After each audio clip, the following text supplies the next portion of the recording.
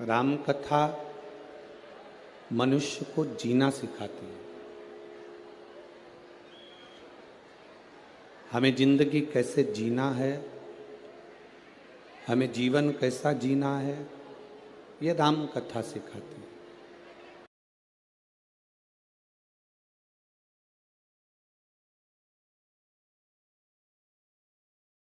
मृत्यु कैसे हो,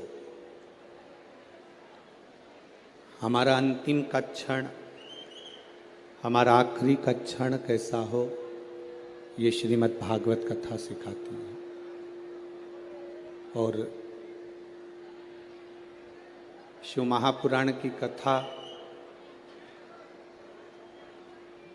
हम अपने जीवन को जीते जी,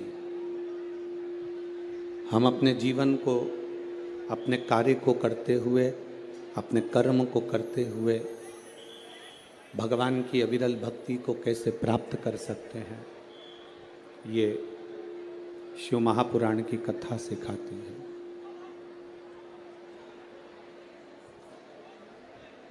कथा के पंडाल में पहुंच जाना एक अलग विषय है। कथा के पंडाल में पहुंच गए एक अलग विषय, पर कथा के पंडाल में पहुंचकर कथा का रस तत्व अपने जिंदगी में उतारना, ये एक अलग विषय।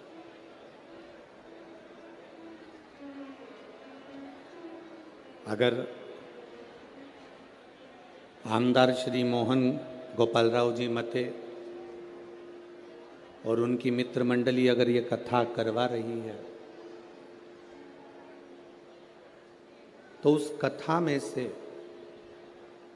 हम अपनी जिंदगी में शंकर की भक्ति को ऐसे प्राप्त कर लें, शिव की भक्ति को अपने जीवन में ऐसे उतार लें कि ऐसा लगे कि शिव हमारा है और हम शंकर के हैं, इसके सिवाय कुछ समझ नहीं। महाराज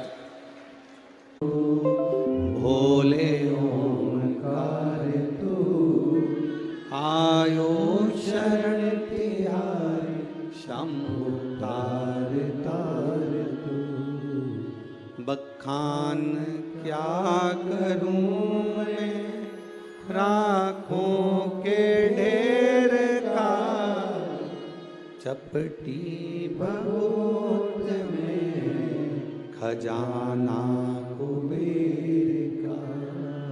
शिव कथा कहती है सबके दरवाजे, सबके द्वार बंद हो सकते हैं, सबकी चौखट बंद हो सकती है, सबका द्वार बंद हो सकता है, पर मेरे महादेव का दरवाजा कभी बंद नहीं होता, मेरे शंकर की चौखट कभी बंद नहीं होती, मेरे शिव का द्वार कभी बंद नहीं होता। बैकुंठ में दरवाजा है, ब्रह्मलोक में दरवाजा है, इंद्रलोक में दरवाजा है, पितृलोक में दरवाजा है, पर कभी किसी ने सुना कि कैलाश पर दरवाजा है? कैलाश पर दरवाजा है क्या? नहीं। कठिन, शंकर के दरवाजा नहीं, कैलाश पर कोई द्वार नहीं है, कैलाश पर कोई दरवाजा नहीं है। किसी ने महाकाल बाबा से पूछा, देवाधिदेव महादेव से पूछा कि बैकुंठ में दरवाजा लगा हुआ है, इंद्रलोक में दरवाजा लगा है, ब्रह्मलोक में दरवाजा लगा है, केवल एक कैलाश ऐसा है जहां पर दरवाजा नहीं लगा है। आप भी अपना दरवाजा क्यों नहीं लगवा लेते? आप भी द्वार क्यों नहीं लगवा लेते? भगवान शंकर ने कहा, माता और पिता एक ऐसे होते हैं जो कभी भी दरवाजा लगाकर नहीं सोते हैं। बुजुर्ग माता पिता अपना दरवाज़ा खोल कर सोते हैं कि कौन से बेटे को, कौन सी बहू को, कौन से पोते को, कौन सी बेटी को, किसको हमारी कब जरूरत पड़ जाए तो हमारा दरवाज़ा खुला के खुला रहे। ये द्वार बंद ना किया जाए। माता पिता का जैसे कमरा, माता पिता का घर, माता पिता का द्वार बंद नहीं होता। बेटा कैसा भी हो, पिता उसको गले से लगाता ही, वो पिता है।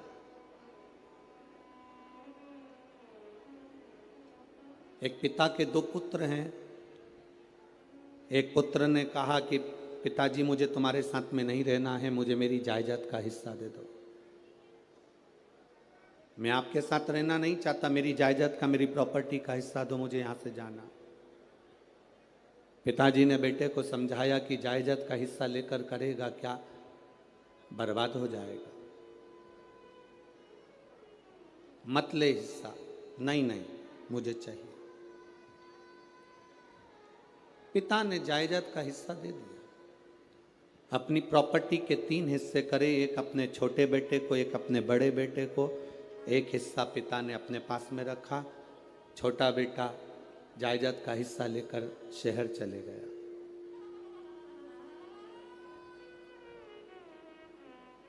शहर में गया तो उसके बहुत सारे मित्र बड़ी याद करते हैं कि अंदर पिंड जैसा बच्चा, पिंड मतलब पिंडी, पिंडी मतलब शिव। जन्म हुआ तब भी शिव था, तब भी शिव। जन्म के समय पर भी शंकर है, और जन्म के हमारे प्राण जब छूटे, हमारी मृत्यु जब हुई, तब भी कोई हो ना हो, मेरा देव अधिदेव महादेव, शमशान में तुम अकेले नहीं, मेरा शिव तुम्हारा। और पुरुष से उसकी आय नहीं पूछते। क्यों नहीं पूछते? क्योंकि पुरुष अपने लिए नहीं कमाता, हमेशा दूसरों के लिए कमाता है, इसलिए इन दोनों से नहीं पूछा जाता। स्त्री से उसकी आयु नहीं पूछी जाती और पुरुष से उसकी आय नहीं पूछी जाती। आदमी किसके लिए कमा रहा है? सुबह 8 बजे से दुकान पर बैठता है, रात को 10-10 बजे तक दुकान पर बैठता है, दिन भर मेहनत करता है। आप में से कितने लोग हैं जो दिन भर मेहनत करते हैं तो सोने की रोटी खाते होंगे, चांदी का कटोरा पूरा की पूरा खा जाते होंगे? अगर करोड़पति भी करोड़ों का धन कमा रहा है, गरीबड़ा भी अगर धन कमा रहा है, तो वो 2 रोटी ही खा रहा है। एक भिखारी हमारे दरवाजे पर जब भीख मांगने के लिए आता है, वो भीख मांगने नहीं आता, हमको ज्ञान देने आता है। भिखारी भीख मांगने दरवाजे पर आता है तो हमको ज्ञान देने के लिए आता है। भिखारी ये कहने के लिए आता है, भैया मुझे रोटी दे दो, भैया 2 रुपया दे दो। वो रुपया लेकर, रोटी लेकर तुम्हारे दरवाजे के बाहर एकांत में बैठकर रोटी को खाता है। बोलो, खाता है कि नहीं खाता? भिखारी जब दरवाजे पर आता है तो ज्ञान देने के लिए आता है, रोटी मांगता है, दरवाजे पर खाता है। दुकानदार के सामने भिखारी जब मांगने के लिए आता है तो वो ज्ञान देने के लिए आता है, दुकानदार से कहने के लिए आता है कि देख, मैं भीख मांग कर खाता हूं तो भी समय पर रोटी खाता हूं, और तू दिन भर कमाता है तो भी रोटी तेरे नसीब में नहीं आ पाती। दिन भर कमाता है तो भी रोटी तेरे नसीब में नहीं आ पाती। 10 बजे का टिफिन तैयार है, पत्नी फोन लगा रही है, सुनो भोजन का टाइम हो गया, 11 बज रही है, 11:30 बज रही है, 12 बज रही है, स्वामी भोजन कर लो, स्वामी आओ भोजन कर लो। पत्नी पति को बुला रही, बच्चे बाप को बुला रहे, पापा समय हो गया अभी तक नहीं आए, भोजन करना है, पापा आओ। भाई भाई को कह रहा है, देख फैक्ट्री बाद में चले जाना, दुकान बाद में चले जाना, चल रोटी खा पहले। पत्नी रोटी के लिए बुला रही, बच्चे रोटी के लिए बुला रहे, पर अभी बस 2 ग्राहक और कर लूं इसके बाद आता हूं, 2 फाइल और निपटा लूं इसके बाद आता हूं, 2 काम और कर लूं इसके बाद आता हूं। और हम जिस रोटी के लिए कमा रहे हैं, जिस रोटी के लिए मेहनत कर रहे हैं, जिस रोटी के लिए हम 24 घंटे लगे हैं, मालूम पड़ा वो रोटी धीरे धीरे छूटती चली गई।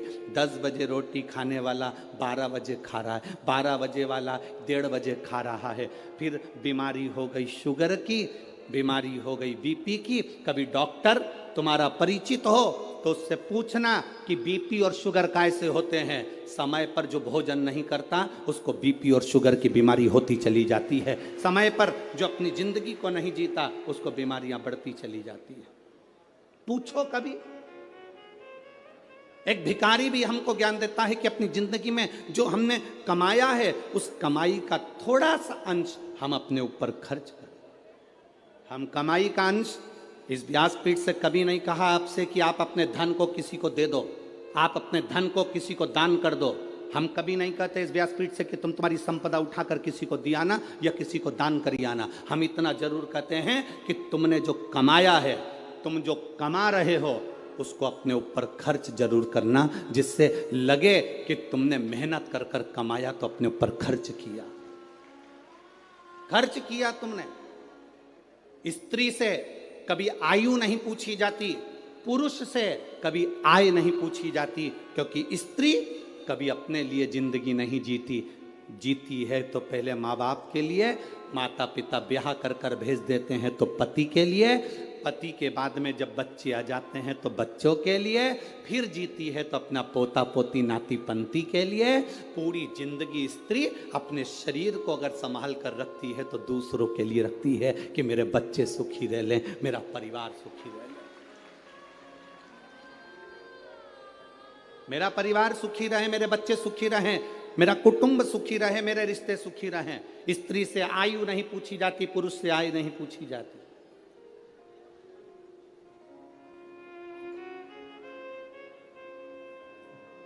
जो दूसरे के लिए जीता है उससे क्या पूछोगे, क्या पूछोगे?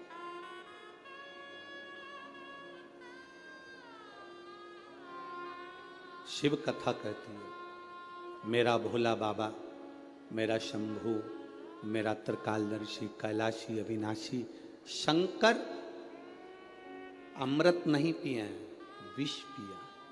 किसके लिए? दूसरों के। शिव जी ने चंद्र धारण करा, किसके लिए? दूसरों के।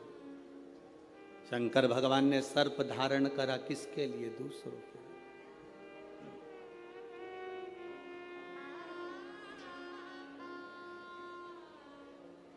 सर्वे भवन्तु सुखी।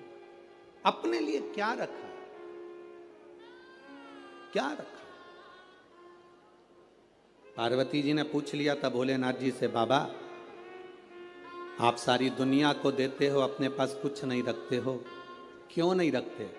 शिव जी कहते हैं, पार्वती मुझे रखने की जरूरत नहीं है। मैंने जिसको दिया है अगर वो उसका सही उपयोग करेगा तो उसका एक अंश मेरे पास आए। अगर उसने सही उपयोग करा तो उसका एक अंश मेरे पास में आएगा, मेरे करीब में पहुंचेगा। अगर वो सही उपयोग कर रहा है तो। आप किस चीज का सही उपयोग कर रहे हैं? नयन दिए मेरे धर्मा बाबा ने दर्शन करने के लिए, इन नेत्रों से हम दिन भर अपने मोबाइल को, अपनी टीवी को देखते रहते हैं। श्रवण दिए भगवान ने कथा को सुनने के लिए, हम इससे कथा श्रवण नहीं कर पाते। मुख दिया मेरे दातार ने भजन करने के लिए, हम भजन नहीं कर पाते। पाँव दिए मंदिर तक जाने के लिए, हम जानते। हाथ दिए जनमानस की सेवा के लिए, हम सेवा नहीं कर पाते। शरीर का प्रयोग करा कहाँ? मुख का प्रयोग करा मदिरा पीने में, शराब के नशे में, गंदे नाली के पानी में। कान का प्रयोग करा निंदा और चुगली और गाली सुनने में। नेत्रों का प्रयोग करा गंदी चीजें देखने में। पाँव का प्रयोग करा गंदी जगह जाने में, हाथ का प्रयोग करा गंदी वस्तुओं को छूने में। हमने प्रयोग करा क्या?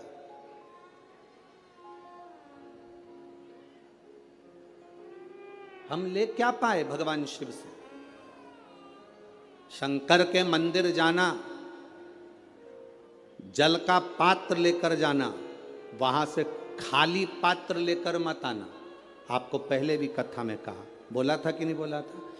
शिव जी पे चढ़े हुए जल को थोड़ा सा झेल कर कलश में डालकर लेकर आना, उसका आचमन करना, घर में छींटना। शंकर के पास जाना तो कभी खाली वापिस मत आना। शिव कथा कहती है अगर आप जल चढ़ाने नहीं भी गए, बिना लोटे के, बिना जल के, बिना बेलपत्र के, बिना धतूरे के, बिना शमी पत्र के, बिना चावल के दाने के भी आप शंकर के पास अगर पहुंच गए हो तो शंकर आपको कभी खाली नहीं भेजता, वो झोली भर कर ही भेजता। शिव भक्ति होती ही ऐसी है। शंकर भगवान की अविरल भक्ति का फल ही यही है। शंभु शरणे पड़ी मांगू घड़ी रे, दुख काटो दया करी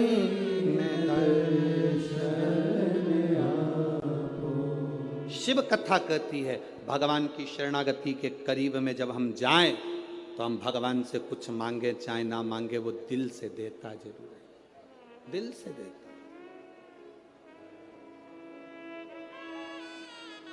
आप लोगों से एक बात पूछे क्या? जवाब दोगे? अरे बोलो तेरे नागपुर वालों, पक्का? ठीक है। तुम्हारी आर्थिक स्थिति ठीक है, तुम्हारी आर्थिक स्थिति ठीक हो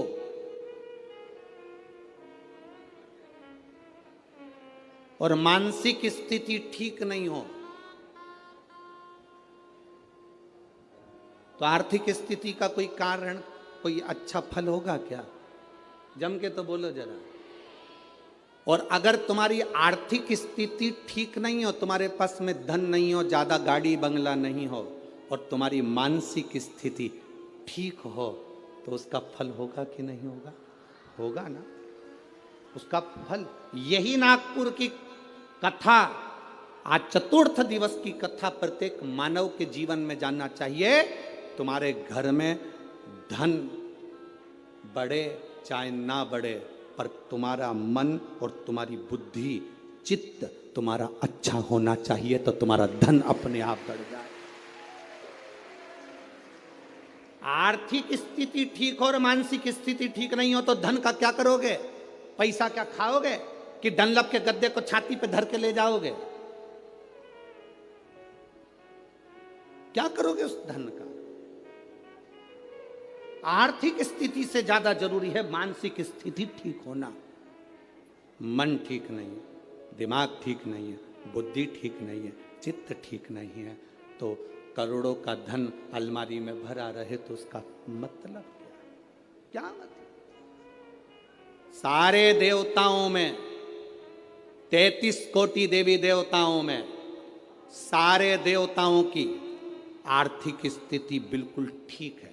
करोड़ों का धन है, संपदा है, सुख है, वैभव है।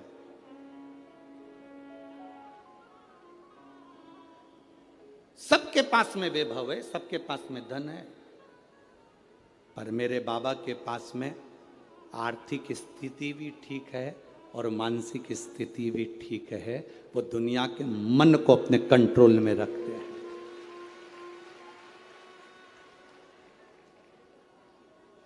एक बार लक्ष्मी जी ने नारायण से कहा था, प्रभु आपका और हमारा झगड़ा होता रहता है, आपका और हमारा विवाद होता रहता है, आप हमारे पति, हम आपकी धर्म पत्नी और विवाद करते हैं। ब्रह्माणी ब्रह्मा जी से कहती है आप और हमारा विवाद होता रहता है। धन बढ़ गया पर घर में सुख भी तो होना चाहिए। शिव भगवान नारायण ने कहा लक्ष्मी घर की मानसिक स्थिति ठीक करने का सबसे सुंदर तरीका है, सबसे सुंदर तरीका। लक्ष्मी शिव की आराधना करो। लक्ष्मी जी ने कहा मैं शंकर की आराधना, हां लक्ष्मी जी ने कहा आप कह रहे हो बिल्कुल सही है। मेरी मां, लक्ष्मी जी की मां का नाम क्या था? भगवान नारायण की सासू का नाम क्या था? ख्याति देवी। क्या नाम था? ख्याति देवी। लक्ष्मी जी की मां भगवान विष्णु जी की सासू ख्याति देवी। लक्ष्मी जी कहती हैं मेरी मां ने भी मुझे कहा था कि जब मन श्रेष्ठता में ना जाए, मन विचलित हो, मन में चिंता लगी हो, मन विचलितता में हो, तब शंकर भगवान के पार्थिव शिवलिंग का निर्माण कर कर उसकी आराधना करना।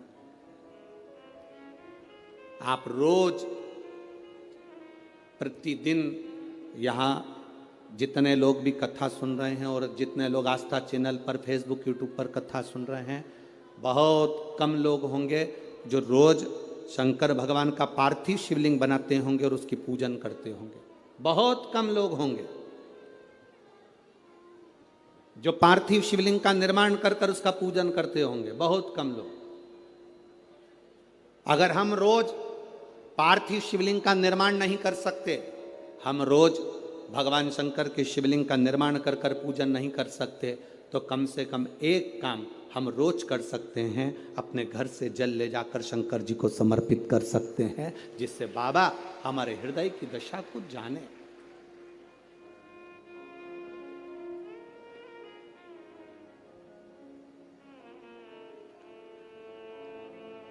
आज का जीवन कैसा हो गया?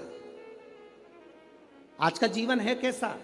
जैसे सरकारी स्कूल का टीचर, सरकारी स्कूल में नौकरी करने वाला, सरकारी स्कूल में पढ़ाने वाला टीचर अपने बच्चे को पढ़ाता है प्राइवेट स्कूल में और कामना करता है भोलेनाथ जी से कि मेरे बेटे की नौकरी सरकारी स्कूल में लग जाए। जरा विचार करना, सरकारी स्कूल का टीचर अपने बच्चे को पढ़ाता है प्राइवेट स्कूल में और नौकरी लगवाना चाहता है, बोलो जम के बोलो जरा, सरकारी स्कूल में। हमारी बात दुनिया के लोगों को बहुत बुरी लगती है महाराज, बाद में कहते हैं सीवर वाले महाराज को बोलने का तरीका नहीं है।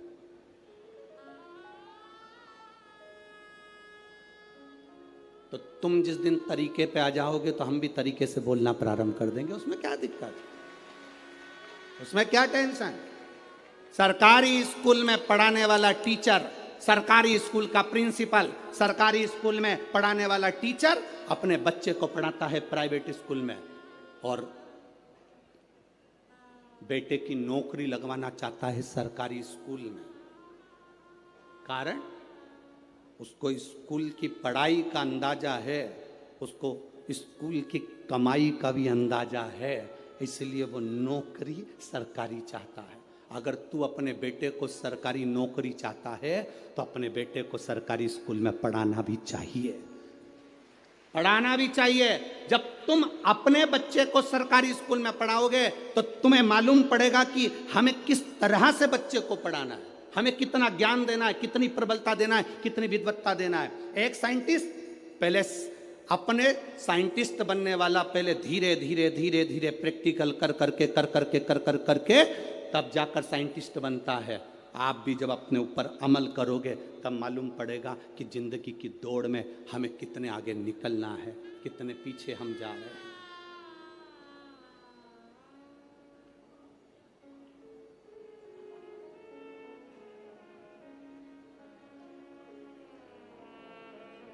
कितने पीछे जा रहे हैं।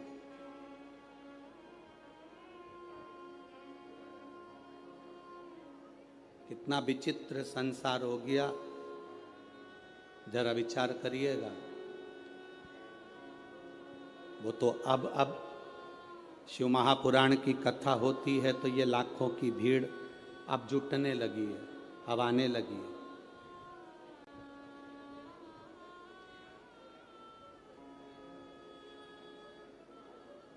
बहुत कठिन है महाराज, बहुत कठिन। भक्ति में मन लगाना, भगवान की भक्ति में जुड़ना, अपने आप को शिव तत्व की ओर लेकर जाना बहुत कठिन है।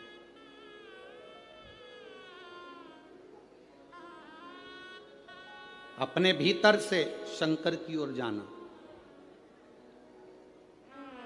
आप में से कई माताएं बैठी हैं जो बात बात में कह देती घुटने काम नहीं कर रहे। अरे बोलो तो नहीं, सही है कि गलत है जीजियों? ए नागपुर की जीजियों, सही है? माता कहती है घुटने काम नहीं कर रहा है। कोई के मेरा हाथ काम नहीं कर रहा, कोई के मेरा कमर काम नहीं कर रही। आज तक एक भी ऐसी नहीं मिली जो कह दे मेरा दिल काम नहीं कर रहा, मेरा मन काम नहीं कर रहा। दिल काम कर रहा है तभी तो लगी रहती है।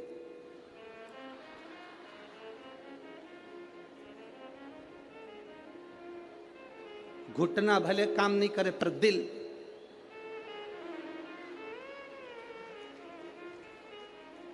काम कर रहा। आज तक नहीं मिली एक, जितने मिले सब ऐसे ही मिले। घुटना काम नहीं कर रहा, हाथ काम नहीं कर रहा, सिर काम नहीं कर रहा, पीठ काम नहीं कर रही। आज तक नहीं बोला कि मेरा दिल काम नहीं कर रहा। जब तक मैं कथा नहीं सुनती मेरा दिल नहीं लगता, ये मन नहीं लगता, ये चित्त नहीं लगता, ये काम ही नहीं करता।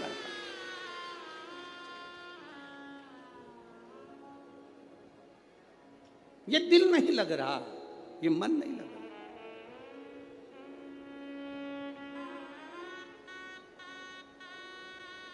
कैसे?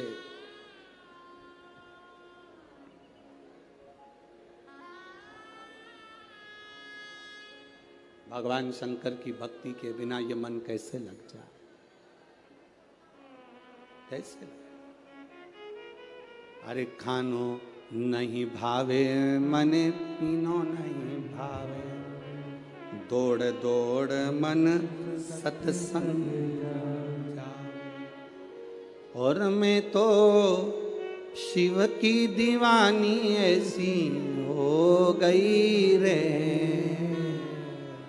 सपनों में आवे मारे डमरू वाला। मेरे स्वप्न में मेरा डमरू वाला मुझे दिख रहा। जब दिल बिना कथा के नहीं रहता, कथा नहीं भी होती है तो लोगों को कानों में भी ऐसा लगता है कि सियोर वाला महाराज कहीं कथा बाच रहा है। किसी किसी को होता है जिसके कानों में कथा सुनने की आदत हो जाती है, जब टीवी पर भी नहीं आती तो कथा लगती है। आपके साथ भी हुआ होगा, कभी किसी गली में से निकल रहे होगे तो आपको लगा होगा ऐसा लग रहा है कथा चल रही है। जिसको ऐसा लगे कि मुझे ऐसा लग रहा है कि कथा चल रही है, गली में से निकल कर जा रहे हो, आवाज आ गई, ट्रेन में सफर कर रहे हो, बस में सफर कर रहे हो, तुम्हें आवाज आ गई, तुम्हें ऐसा लगे कि कथा चल रही है, समझ लेना तुम्हारा दिल भोलेनाथ से लग गया। अब मानता नहीं है, ये चित्त लगता ही नहीं, शिव में समाहित हो। बोल बम का नारा है, शिव में हमारा चित्त लग गया, शंकर में हमारा मन लग गया, ये हृदय लग गया और उसी से लगना है। वो कहे सताओ ना हमें लोगों, हमें दिल की बीमारी है। सताओ ना हमें लोगों, हमें दिल की बीमारी है। हमारा वेद दुनिया में वो डमरू धारी है। ये बीमारी का इलाज करने वाला केवल एक है, वो शिव।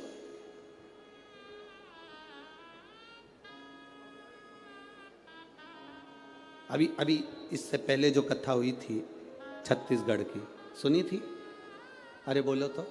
हमने उसमें कहा था दर्जी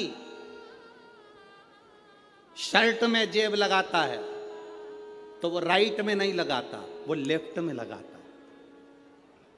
कहां लगाता है? लेफ्ट में। दर्जी शर्ट में जेब, टी शर्ट में जेब सीधे हाथ में नहीं लगाता, कुर्ते में जेब दर्जी अपने सीधे हाथ पर नहीं लगाता।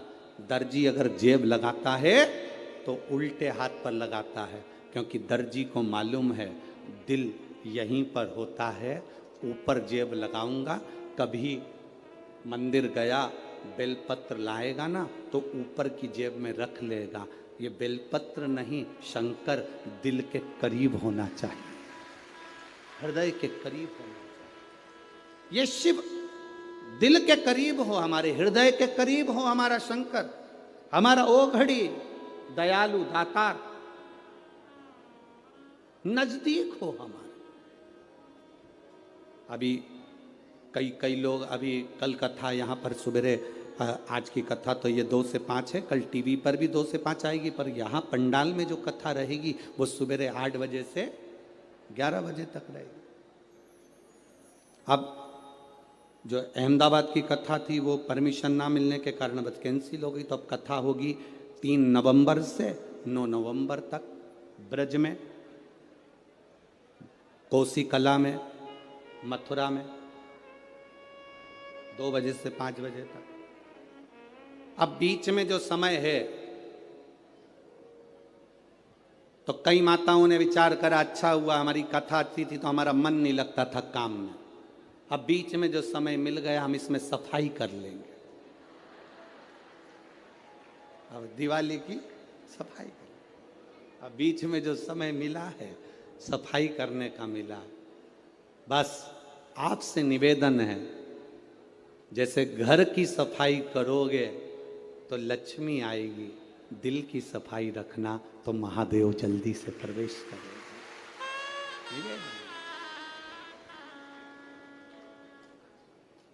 वो प्रवेश कर जाए, रीझता है वो। जैसे विजयदशमी के दिन समर्पित की गई शमी का एक पत्ता, महादेव को अगर एक शमी का पत्ता विजयदशमी के दिन समर्पित कर दिया जाता है तो जिंदगी में कभी बेभव और धन की कमी नहीं आती। उसी तरह इस हृदय को शिव तत्व में समाहित कर कर रखना, समाहित। एक कथा आप लोगों ने सुनी होगी, महर्षि वर्तंतु।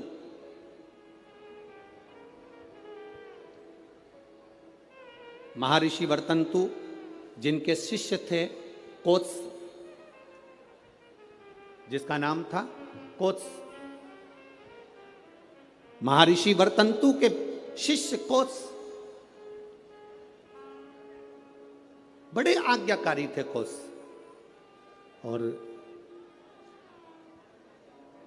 वर्तंतु जो कह देते थे, महर्षि वर्तंतु जो बोलते थे वो कोत्स वो सुनता था।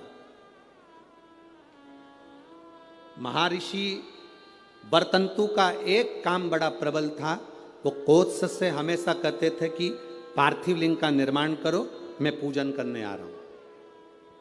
पार्थिव लिंग का निर्माण करो, मैं पूजन करने। ये वर्तंतु ऋषि, महर्षि वर्तंतु कोत्स से कह देते थे। अब कोत्स का कार्य यह था कि वो रोज एक पार्थिव शिवलिंग का निर्माण करता और अपने गुरुजी को आवाज लगाता, गुरुदेव गुरुदेव, गुरुजी पधारो, गुरुजी पधारो, आवाज लगाता। वर्तंतु महर्षि आते और पूजन करने बैठ जाते। बहुत सावधानी से स्मरण करना इस कथा का, बहुत सावधानी। अब पूजन करने वर्तंतु महर्षि बैठ जाते।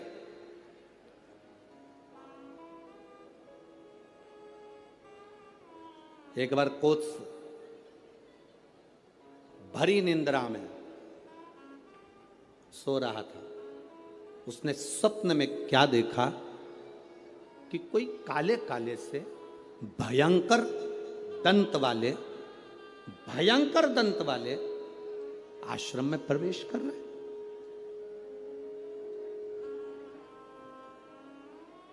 अब भयंकर दंत वाले आश्रम में प्रवेश कर, आप जरा विचार करिएगा, ऋषि के आश्रम में संत के दरवाजे पर, गुरु के दरवाजे पर कोई भयंकर जीव तो आ ही नहीं सकता, क्योंकि गुरु इतना भजन करा होता है कि सन्यासी गुरु संत साधु सन्यासी तपस्वी साधक उपासक इतना तप करे होते हैं कि ये यम के दूत उनके पास पहुंचते ना।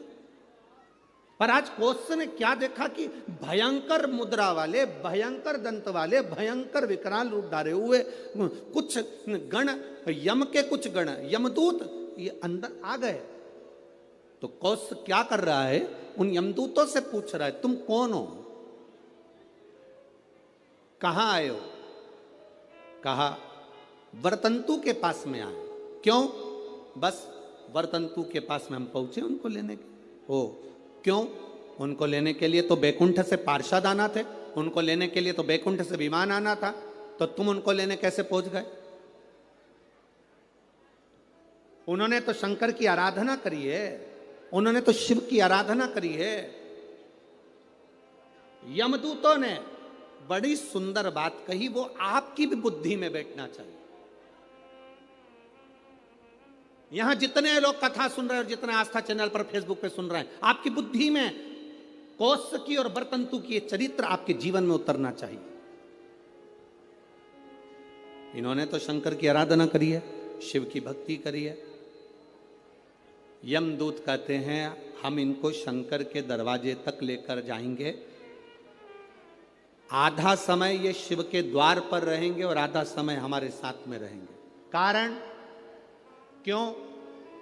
कहा ऋषिवर गुरुवर जब पूजन करने बैठते थे तो आधा कार्य वो अपने शिष्य से करवा लेते थे। बेटा फूल लेके आना, बेटा आसन बिछाना, बेटा ये सामान लेकर आना, बेटा वो सामान लेकर आना। एक स्त्री एक पुरुष स्वयं, आप अगर ठाकुर जी से सेवा करने बैठे हो, भगवान से लाड लड़ाने बैठे हो, भगवान की पूजन करने बैठे हो, भगवान की आराधना करने बैठे हो, तो अपनी पूजन की थाली स्वयं लगाइए। पशुपति व्रत करने वाली माताएं ध्यान रखेंगी इस बात के लिए। पशुपति व्रत की नियम, पशुपति व्रत करने वाली माताओं का नियम क्या है? कई माता कहती है हमने 2 बार व्रत कर लिया, भगवान हमारी नहीं सुना, हमने ये कर लिया, भगवान हमारी नहीं सुना। आप आए नहीं, सुबह हो गई, मेरी पूजा की थाली धरी की धरी रह गई। क्यों? उसका कारण क्या था? मतलब मेरी पूजा में कोई ना कोई कमी निश्चित। आपने पशुपति व्रत करा, भगवान क्यों ना सुने? क्यों नहीं सुने? कारण क्या है? थाली पूजन की लगा रहे हो, देवरानी का व्रत है, जेठानी सामान निकाल के दे रही है, देवरानी का व्रत है, जेठानी आटा सेक रही है सीरा बनाने के लिए, हलवा बनाने के लिए, जेठानी का व्रत है, देवरानी दूध में उकाल कर खीर बना रही है। व्रत तुम्हारा, साधना तुम्हारी, मांग तुम रहे हो। शिव महापुराण की कथा कहती है हिचकी चली, क्या बोलते हैं, हिचकी की डुचकी है, हिचकी। अब तुमको चल रही हिचकी, तुम अपनी पड़ोसन से जेठानी से कह दे मेरे बत्तल का हिचकी ले ले, ले हिचकी लेगी जेठानी? सिर तुम्हारा दुख रहा, गोली निकाल के जेठानी को दे दो, खा ले, वो पूछे क्यों? मेरा सिर दुख रहा है। हो सकता है? जम के बोलो। छींक तुम्हें आ रही, छींक तुम्हें आ रही और तुम अपनी देवरानी से कहो छींक छींक जल्दी छींक, हो सकता है? नहीं, छींक तुम्हारी है, तुमको छींकना पड़ेगी। खांसी तुम्हारी है, तुम्हें खांसना पड़ेगा। शरीर में कष्ट तुम्हारे है, दवाई तुम्हें खाना पड़ेगी। उसी तरह व्रत तुम्हारा है, तैयारी तुम्हें करना पड़ेगी।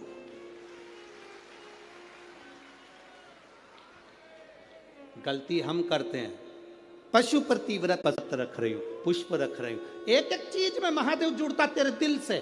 मैं महादेव के लिए हलवा बना रही हूं, मैं महादेव के लिए सीरा बना रही हूं, मैं महादेव के लिए खीर बना रही हूं, मैं महादेव के लिए ये कर रही हूं। हर शब्द में तेरा महादेव जुड़ता, तो पशुपति व्रत का पुण्य भी 2 व्रत होते और तीसरे में प्राप्त हो जाता। ये नियम है शिव महापुराण का। एक पत्र आया है, देखिए। एक तो पत्र इतने सारे सारे भेज दिए।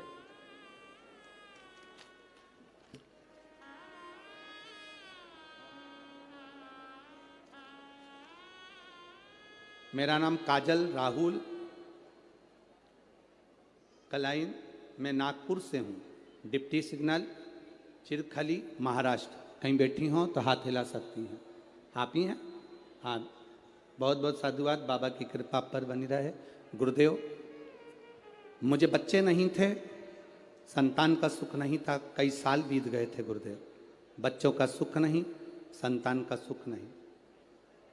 बच्चे को लाइयो साथ में, लायो, ले आओ ले आओ ले आओ। मेरे यहाँ बच्चे का सुख नहीं था, संतान का सुख नहीं था। डॉक्टर के हिसाब से संतान का सुख नहीं था गुरुदेव। पर एक बार ऑटो में सफर करते करते एक बहन जी ने मुझसे कह दिया कि तू पशुपतिनाथ का व्रत कर। गुरुदेव, पशुपतिनाथ का व्रत एक बार करा, उसका फल नहीं मिला। मैंने सोचा हो सकता है कोई गलती हो गई हो, तब मैंने फिर दूसरी बार पशुपतिनाथ का व्रत किया और बाबा की कृपा का मैं क्या गुणगान करूं गुरुदेव। शिव शिव है। 26 जून को मेरा गर्भ ठहर गया और बाबा की कृपा से बाबा ने ऐसी करुणा करी, ऐसी दया करी गुरुदेव कि इसको मेरे घर में संतान की प्राप्ति हो गई। मैं बाबा को यहाँ नमन करने आया। गुरुदेव, मुझे जो संतान हुई वो 8वां महीना भी पूरा नहीं लग पाया था। डॉक्टर के हिसाब से बच्चा कमज़ोर होना था, बच्चे में बल नहीं आना था, उसके शरीर में कष्ट रहना था। पर मेरे बाबा ने मेरी लाज रखी गुरुदेव, और 8वां महीना भी चालू नहीं हुआ और जो संतान हुई बाबा की कृपा से पूरी स्वस्थ हुई। उसको मैं लेकर आई हूँ बाबा को प्रणाम करने के लिए। यह शिव तत्व है। ओ घड़ी दयालु, और तेरी कृपा बिना न हिले एक भी अणु, लेते हैं श्वास तेरी कृपा से तनो तनो। शिव तत्व की प्राप्ति, आपका विश्वास। आप पशुपति व्रत कर रहे हो, आप हरतालिका तीज का व्रत कर रहे हो, आप चतुर्थी का व्रत कर रहे हो, आप पंचमी का व्रत कर रहे हो, आप नवरात्रि का व्रत कर रहे हो। आप जिस व्रत को आप कर रहे हो, चाहे पुरुष करे, चाहे स्त्री करे, चाहे नारी करे, चाहे बच्चे करें, चाहे कन्या करे, चाहे बेटी करे, जो करे, उस व्रत में, उस व्रत की मूलता में आपका समर्पण होना चाहिए। उस व्रत की मूलता में आपका समर्पण।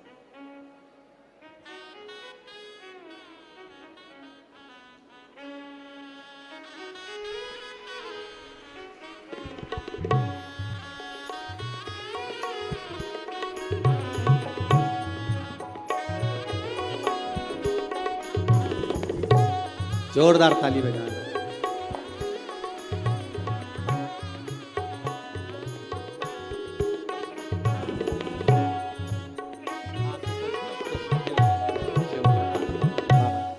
शंभु, अरे लुटा दिया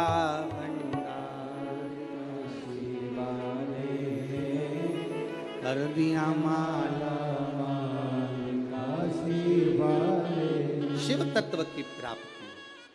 हम जिस व्रत को कर रहे हैं, हम जिस आराधना को कर रहे हैं, हम जिस तप को कर रहे हैं, हम जिस साधना को कर रहे हैं, उसमें हमारा बल होना चाहिए, हमारा विश्वास होना चाहिए, हमारी दृढ़ता होना चाहिए।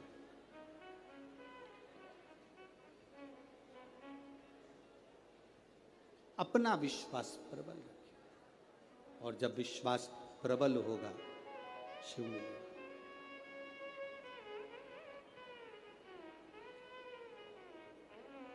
शिव प्राप्त होंगे, ये निश्चित है, क्योंकि शंकर बड़े दयालु हैं, बड़े दयालु हैं। शिव जैसा दयालु संसार में कोई नहीं। कि भोले तुम बड़े दयालु हो, भोले तुम बड़े दयालु हो, बड़े दयालु हो, भोले तुम बड़े दयालु हो, भोले तुम बड़े दयालु हो, भोले तुम बड़े दयालु। बड़े सरल सहज शिव भोला,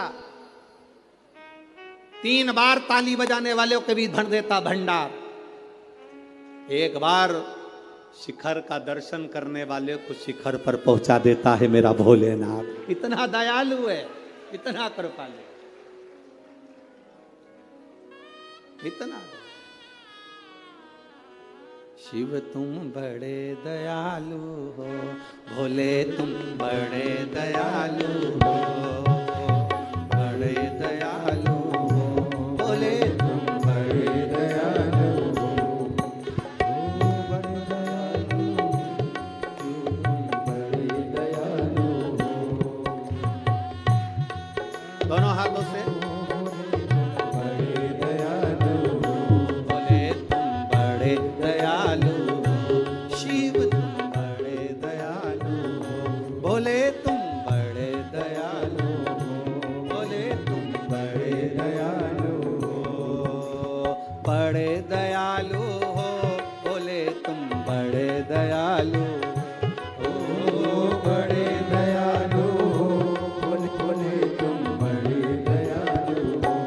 दयालु हो, बोले तुम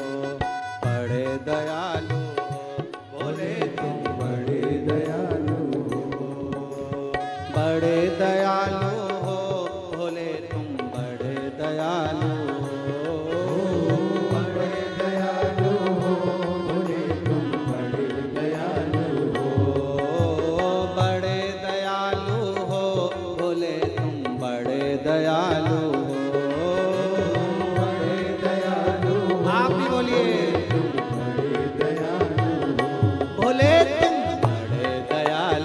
दयालु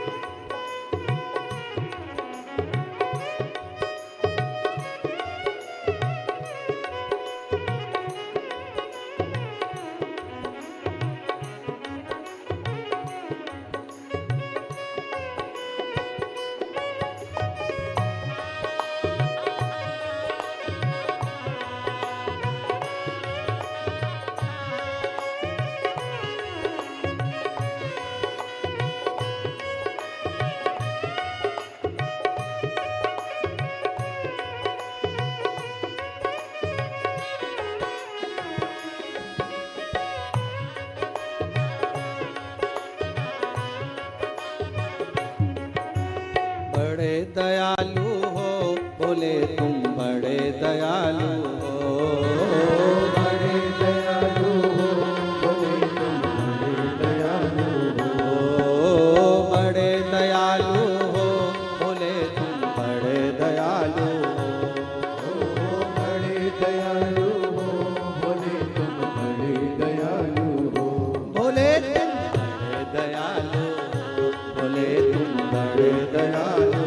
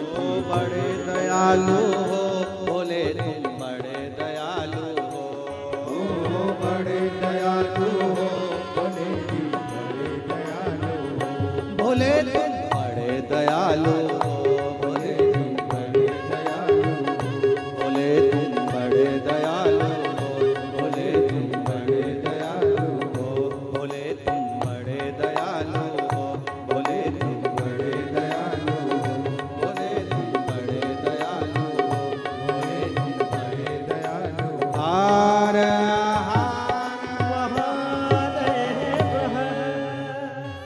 अपने स्थान पर बैठकर भगवान देवाधिदेव महादेव से अपने मन की बात भाव से, हृदय से, दिल से कहिएगा।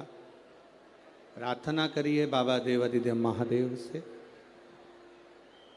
जहाँ जगह मिले वहाँ बैठकर भाव के साथ में बोलिए। आज कथा का चतुर्थ दिवस है। कल कथा का विराम दिवस रहेगा।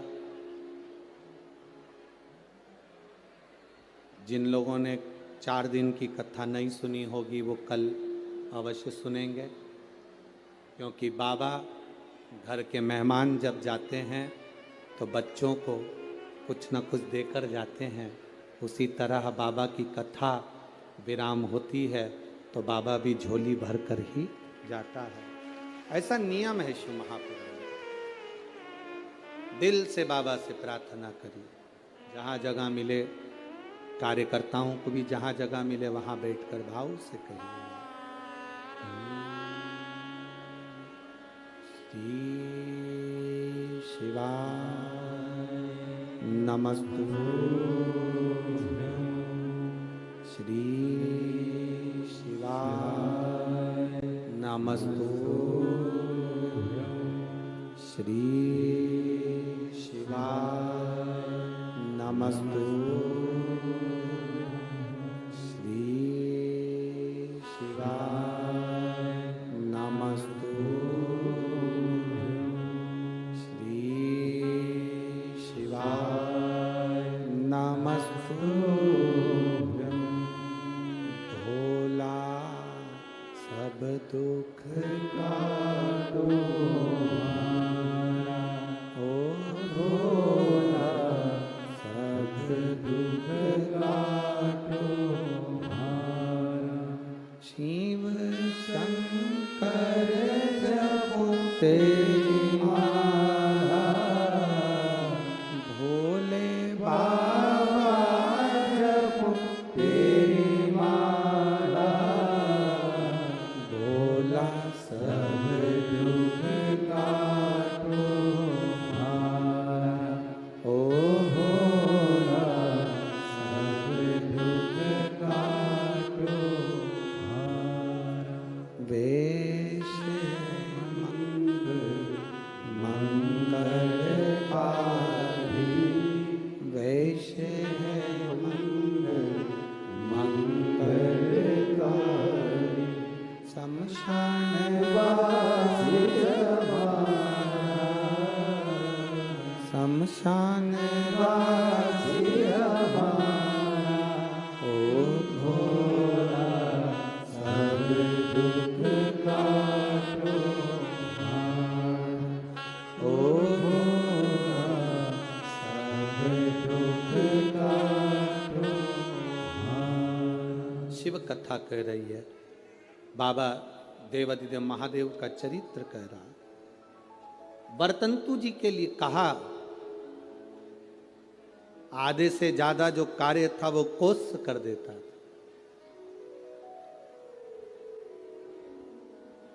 आज कोस की परीक्षा करने के लिए, कोस की परीक्षा लेने के लिए, जब पूरी विद्या अध्ययन हो गया, पूरी पढ़ाई हो गई, सारा विद्या अध्ययन का कार्य हो गया, तब कौश की परीक्षा लेने के लिए बरतंतु जी ने कौश की परीक्षा लेने के लिए बरतंतु जी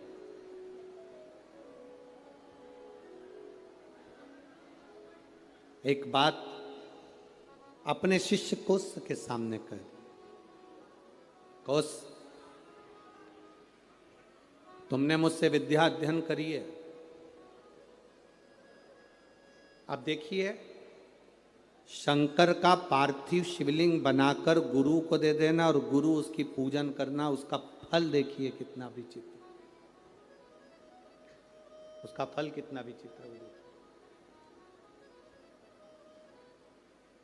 कोस तुमने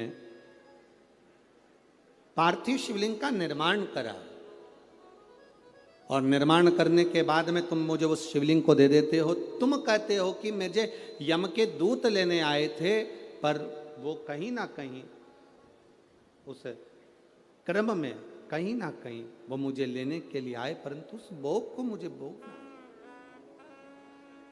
शिव तत्व को भी जाना है और यमलोक को भी जाना।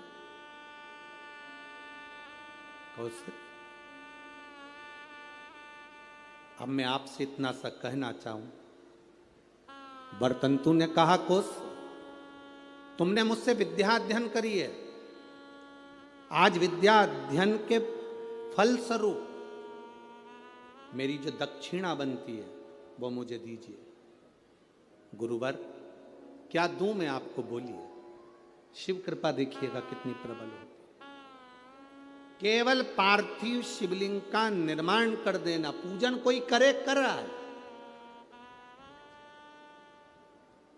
अपने क्षेत्र में, अपनी कॉलोनी में, अपनी सोसाइटी में, अपने एरिया में कहीं शंकर का मंदिर बन रहा है, शंकर का शिवालय बन रहा है, बन सके आप उसमें सहयोग प्रदान करना, नहीं बन सके तो किसी की टांग मत खींचना कि ये मंदिर क्यों बनवा, ये शिवालय का निर्माण क्यों कर रहे हो, शिवालय क्यों बनवा रहे हो। केवल शंकर भगवान के पार्थिव लिंग का निर्माण करने वाले उस कोस पर शिव कृपा कैसी होती है, वो कथा यहां वर्णन कर रहे। बरतंतु जी ने कहा, बरतंतु का अब बरतंतु ने कहा कोस, ए कोस, मैंने जो तुमको विद्याध्ययन कराया उसकी दक्षिणा। कोस ने कहा गुरुवर ये पूरा जीवन आपके लिए है, ये पूरी जिंदगी आपके लिए, आप बताइए क्या दे सकता हूं, क्या प्रदान करूं मैं, आप बोलिए। कोस तूने मुझसे विद्या अध्ययन करी है, 14 करोड़ सोने की मुद्रा मेरी विद्या अध्ययन जो तूने करी उसके फल स्वरूप तुझे देना पड़ेगा। कितनी करोड़? 14 करोड़।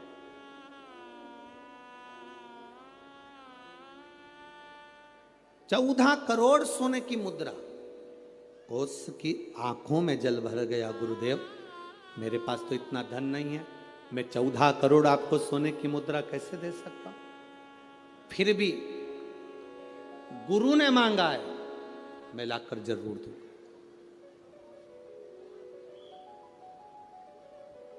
अब गुरु क्यों मांगे हैं ये तो गुरु ही जान सकते हैं। गुरु जो कृपा करते हैं वो दुनिया में कोई नहीं कर सकता। एक संत, सदगुरु, शिव का उपासक, भगवान की भक्ति करने वाला, दिन रात शंकर का स्मरण में डूबने वाला, दिन रात राम नाम कृष्ण नाम की भक्ति में डूबने वाला, केवल उसकी आंख की दृष्टि ही पड़ जाती है तो जीव का कल्याण हो जाता है। वो सहज नहीं है गुरु।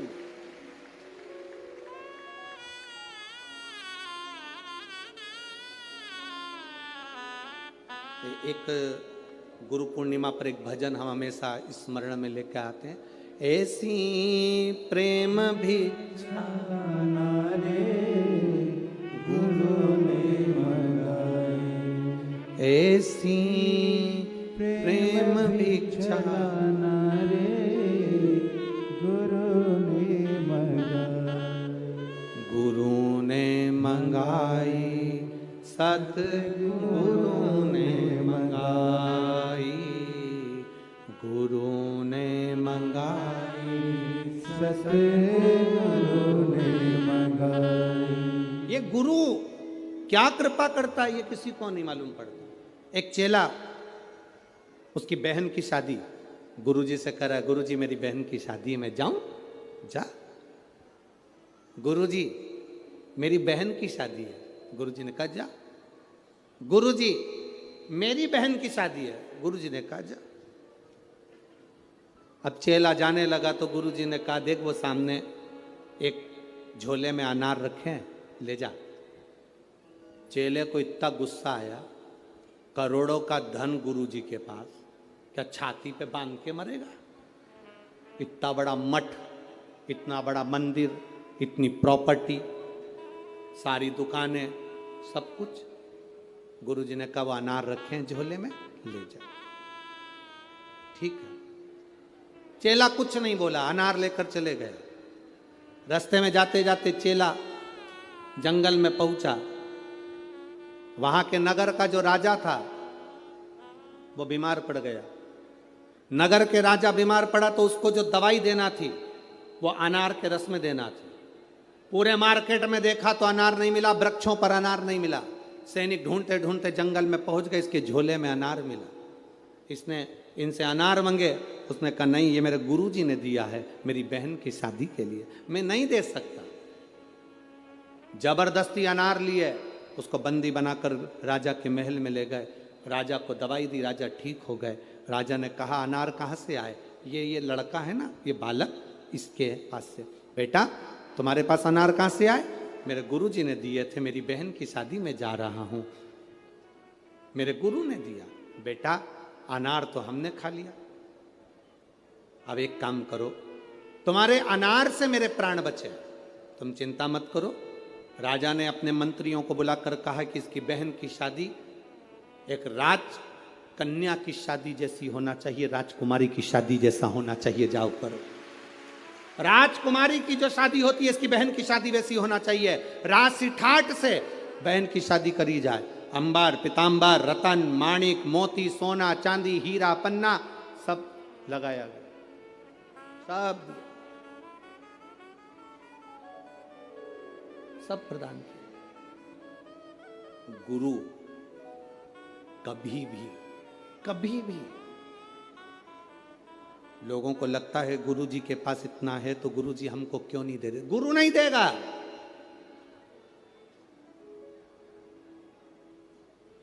भिखारी को देकर भिखारी मत बनाओ, देकर किसी को कमजोर मत बनाओ। किसी को देकर कमजोर मत बनाओ। इसीलिए तो भारत की भूमि पर आत्मनिर्भर भारत बनने जा रहा है कि स्वयं आत्मनिर्भर बनिए, कमजोर नहीं। अपने आप में वो बल होना चाहिए, अपने आप में वो बल हो आपके अंदर।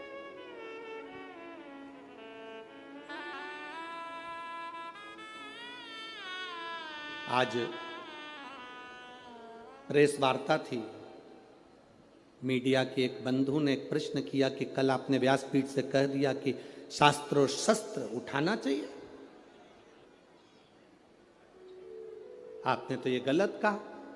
हमने कहा आत्मरक्षा के लिए, स्वयं की रक्षा के लिए, धर्म की रक्षा के लिए और सनातन धर्म की रक्षा के लिए वो बहुत जरूरी हो गया है।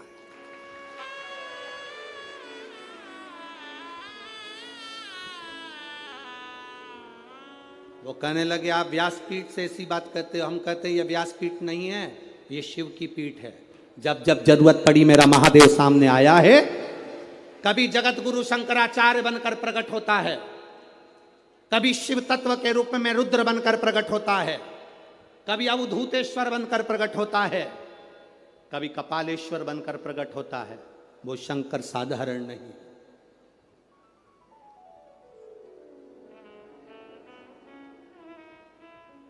शास्त्र की जरूरत जहां शास्त्र की है वहां शास्त्र की हो, जहां शस्त्र की हो वहां शस्त्र की। क्यों ना दे? आप अपनी भक्ति के बल को तो बढ़ाओ। गुरु अपने हाथ से अपनी झोली में से धन निकालकर 50,000, 1,00,000, 2,00,000, 5,000, 2,000 गुरु कभी नहीं देगा। गुरु आपको अगर धन दे देगा तो फिर गुरु किसी काम का नहीं। गुरु अगर देगा तो ऐसा सामान, ऐसी कृपा, ऐसी दृष्टि गुरु दे देता है जिससे जिंदगी में तुझे किसी के आगे हाथ ना फैलाना पड़े। वो गुरु देता। किसी के आगे हाथ ना फैलाना पड़े, वो गुरु कहता है। आज तक इस व्यासपीठ से आपको कभी भभूति दी? अरे बोलो जम के। कोई बेल दी? कोई नारियल दिया? कोई सामान दिया? नहीं।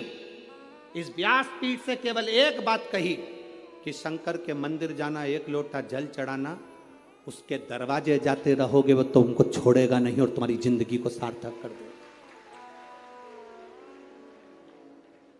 बिना भभूति, बिना बेल, बिना नारियल के भी ये दुनिया के पत्र ये भरे पड़े हुए हैं और इससे दुगने ये नीचे रख, उससे दुगने।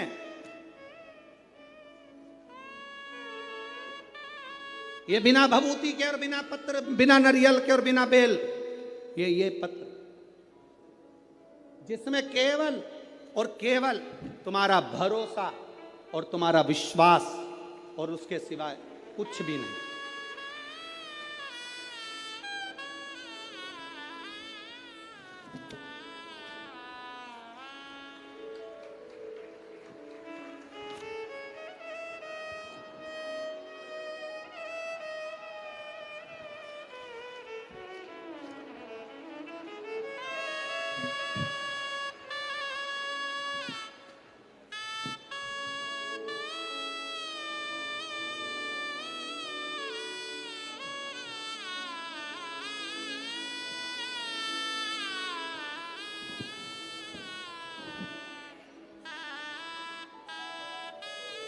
अब इसमें है क्या?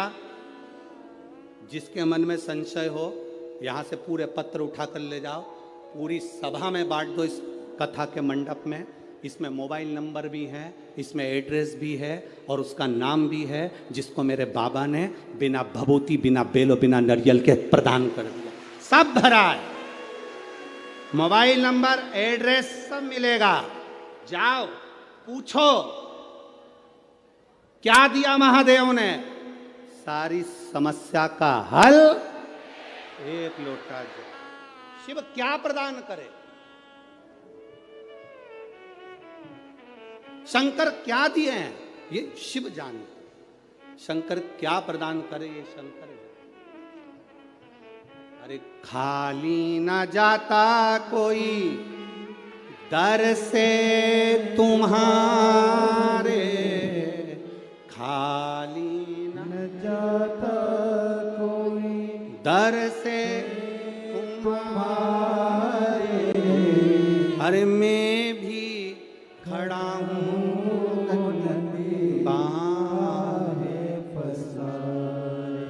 मेरी जीजियों, दिल से अगर आपने सुना है ना, वो 3 महीना भी नहीं लगाएगा, 15 दिन में झोली भर देता है।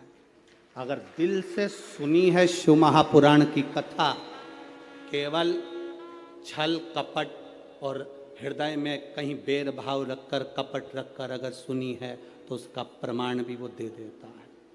दिल से सुनी वो दिल से देता है, खाली नहीं छोड़ता। मेरा महादेव, मेरा शिव। लोग कहते हैं गुरुजी शिव महापुराण में ऐसा क्या है? हम कहते हैं एच चूने से लिखा रहता है तो उसको हेलीपैड कहते हैं। हेलीपैड को देखकर हेलीकॉप्टर उतर जाता है, शिव महापुराण को देखकर मेरा महादेव उतर जाता है। ये वो हेलीपैड है। क्या देगा वो उसके ऊपर है। सीहोर वाला महाराज तो कल कथा पूरी कर देगा, 11 बजे कथा विराम कर कर 1 बजे यहाँ से सीहोर के लिए निकल जाएगा। पर आपने जो दिल से सुना है उससे निवेदन करा, बाबा मेरे दुख काटना। क्या कोई तंत्र नहीं, कोई मंत्र नहीं, कोई दिखावा नहीं। आपका एक लोटा जल विश्वास के साथ आप जब महादेव को चढ़ाते हो, शंकर के दरवाजे तक जाते हो, शिव की चौखट तक जाते हो, तब बाबा भी जान जाता है कि ये मेरे करीब में आया है। बाप है वो, बाप, जगत का बाप, जगत का बाप है वो।